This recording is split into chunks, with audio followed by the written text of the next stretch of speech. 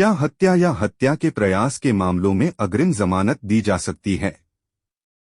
Answer: हत्या या हत्या के प्रयास के मामलों में अग्रिम जमानत की उपलब्धता क्षेत्राधिकार और विशिष्ट देश या क्षेत्र के कानूनों के आधार पर भिन्न होती है।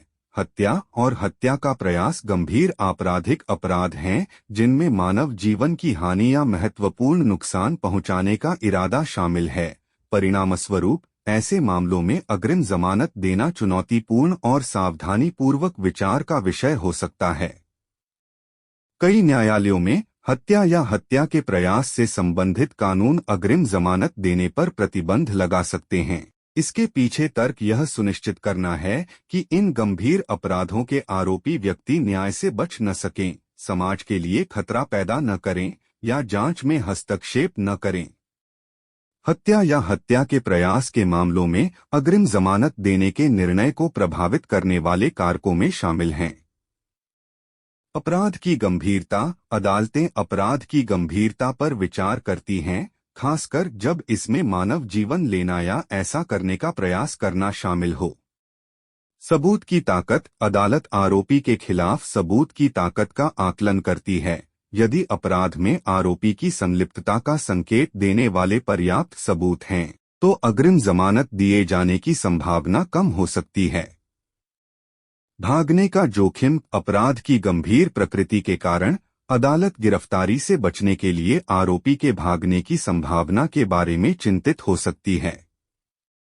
जनता की सुरक्षा। अदालत इस बात पर विचार करती है कि अग्रिम जमानत पर रिहा होने पर आरोपी समाज के लिए संभावित खतरा पैदा कर सकता है।